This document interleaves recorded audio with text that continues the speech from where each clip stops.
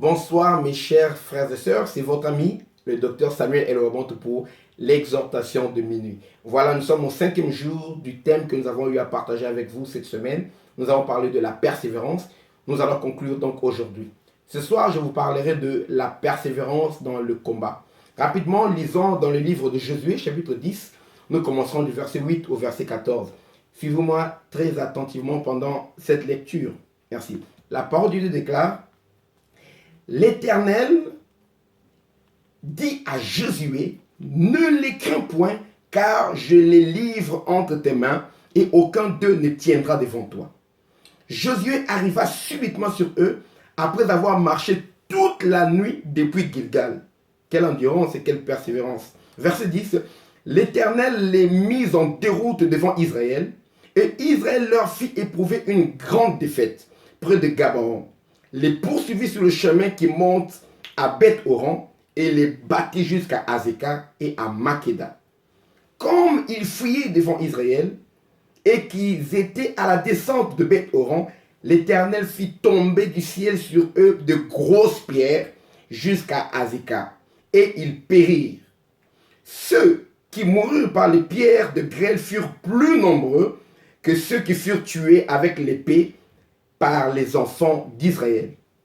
Alors Josué parla à l'Éternel le jour où l'Éternel livra les Amoréens aux enfants d'Israël, et il dit en présence d'Israël: Soleil, arrête-toi sur Gabaon, et toi, lune, sur la vallée d'Ajalon.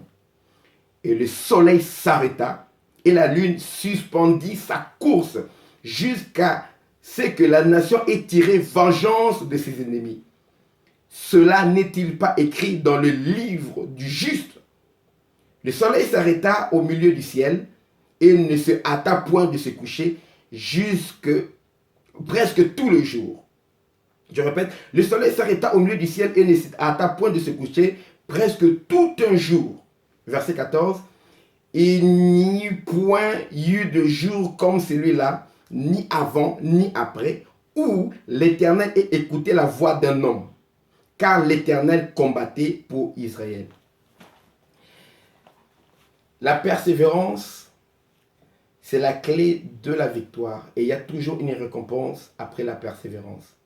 Je vous ai dit que la persévérance, par définition, c'est la constance dans l'action et la constance dans le temps.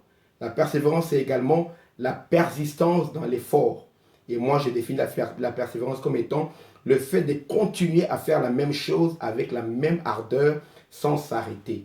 Dans la vie, nous avons beaucoup de combats, que ce soit dans le ministère, dans le mariage, dans la société, dans nos projets, dans les affaires, dans l'entreprise. Il y a beaucoup de combats qui demandent la persévérance. Donc, continuez à endurer les épreuves, mais continuez à avancer, à faire ce que vous êtes appelé à faire ce que vous devez faire, jusqu'à ce que la victoire apparaisse, sans baisser les bras, sans vous fatiguer. Et dans les combats que nous avons dans la vie, il y a des oppositions, il y a des moments difficiles qui arrivent. C'était le cas pour les enfants d'Israël. Les enfants d'Israël sont venus, par la foi, ils ont pu avoir la victoire sur Jéricho. Jéricho est tombé. Ils sont allés devant Haï. Haï les a battus. Ils sont retournés encore devant l'Éternel. Ils sont retournés devant Haï. Ils ont vaincu Haï. Ils ont vaincu Gabaon. À cause de ces victoires, les ennemis se sont ligués contre eux. Ils sont venus en grand nombre pour combattre Israël sous la conduite de Josué. Et Josué était là devant ce combat. Il a commencé à combattre parce qu'il savait que c'est Dieu qui l'a appelé. Il a marché depuis Gilgal jusqu'à arriver au lieu de bataille toute la nuit. Malgré les combats qu'il venait de vivre avec d'autres villes, il ne s'est pas arrêté, il n'a pas cherché à se reposer parce qu'il savait que l'ordre de l'Éternel, c'était de conquérir Canaan, la terre promise. Et pendant leur combat, ils ont rencontré des difficultés énormes parce que les ennemis étaient bien armés, ils venaient les combattre. Mais Dieu est venu intervenir dans ce combat. Qu'est-ce que j'aimerais te dire? Des fois, quand nous sommes en train d'endurer, de persévérer, de continuer à faire la même chose, nous oublions que le combat appartient à l'Éternel. Dans le combat que tu mènes dans la vie, si tu es croyant, enfant de Dieu, n'oublie pas que la bataille appartient à l'Éternel. La bataille ne t'appartient pas. Aussi, quand tu persévères, la persévérance n'est pas la résignation. Ça veut dire que je n'ai pas d'autre choix. Je continue à avancer, je continue à combattre, je ne peux pas abandonner, mais je continue, pas d'autre issue. Quand tu combats, tu vois que tu rencontres des grandes difficultés. N'hésite pas à invoquer l'Éternel dans ce combat. Ne compte pas sur tes propres forces. Confie-toi en l'Éternel dans tes combats. Tu as commencé une entreprise, tu rencontres des difficultés qui commencent à te dépasser. Tu sais que tu dois continuer, tu ne dois pas abandonner. Mais n'hésite surtout pas à recourir à l'Éternel. Invoque l'Éternel. Fais comme Josué, parle à l'Éternel. Et quand tu reviens de la présence de Dieu, parle aux circonstances. Josué a fait ce qu'aucune personne n'a fait avant lui. Le miracle, c'est l'intervention divine dans la vie normale des gens pour que Dieu fasse quelque chose qui est anormal, quelque chose qui est au-delà du naturel, comme on dit, surnaturel. Le miracle, ce n'est pas quelque chose de naturel qui arrive, c'est quelque chose de surnaturel qui arrive pourtant dans la vie naturelle de quelqu'un. Le miracle, c'est l'intervention de Dieu. N'hésite pas pendant tes combats à te retourner vers Dieu et à invoquer Dieu. Josué a parlé à l'Éternel et l'Éternel veut lui dire, écoute, c'est moi-même qui combattrai pour vous. Dieu a fait tomber les grêles, les grosses pierres pour anéantir l'armée ennemie. Mais le combat n'était pas toujours fini. Josué a dit, si ces gens partent, le poursuivre encore après. Dans la nuit, ils vont se disperser, je vais perdre la bataille. Il a ordonné au soleil, soleil, arrête-toi, là, la Gabon. Et toi, lune, arrête-toi, là-bas vers la vallée d'Ajalon. Et le soleil et la lune ont suspendu leur course. C'est-à-dire que nous comprenons, nous, aujourd'hui, que la Terre qui tournait, nous ne savons pas ce qui s'est passé, où la Terre s'est arrêtée pour que la course apparente du soleil aussi et de la lune s'arrête.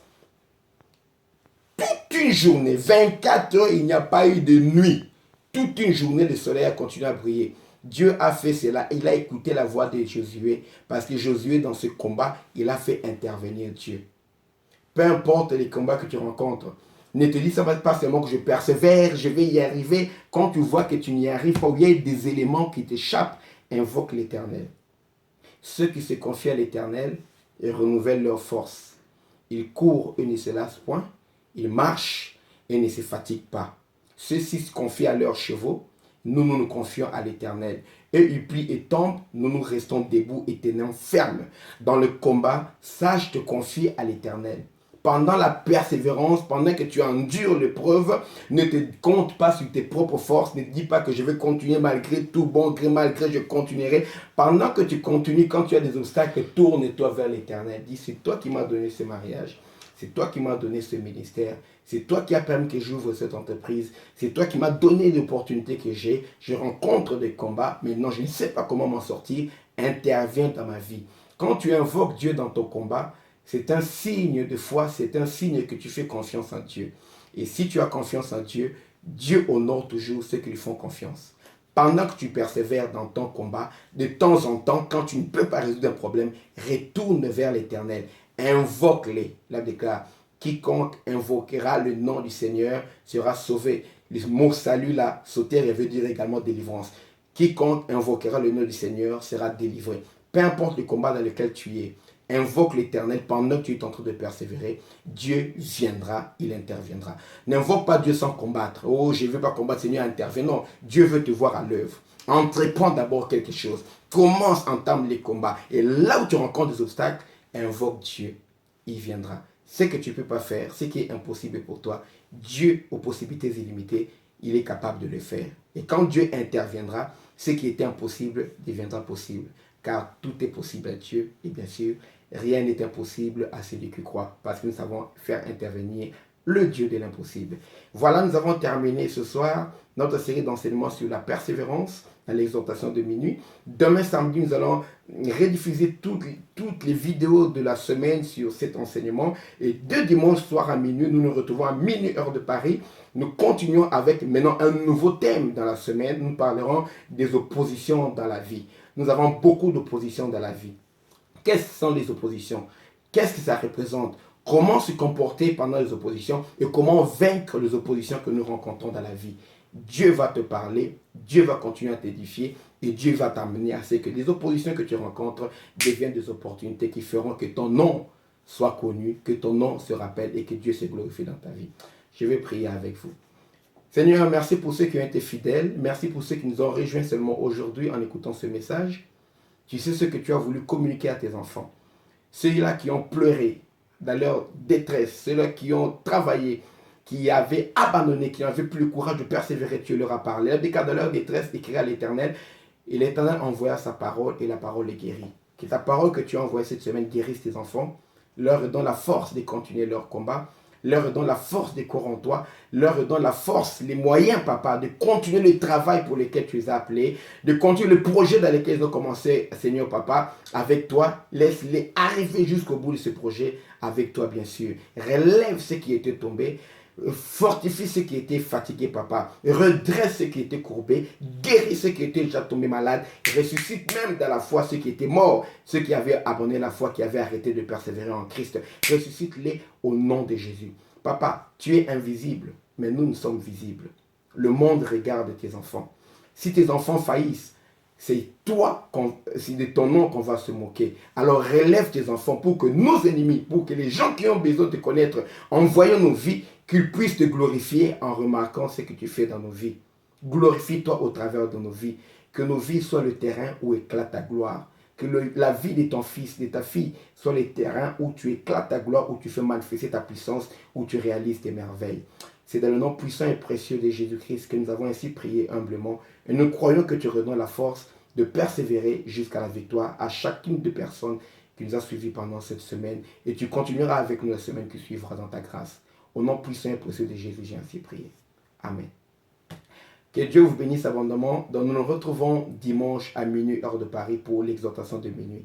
Et j'invite toujours toute personne qui nous suivra, qui suit cette vidéo, à retourner à la parole. Merci.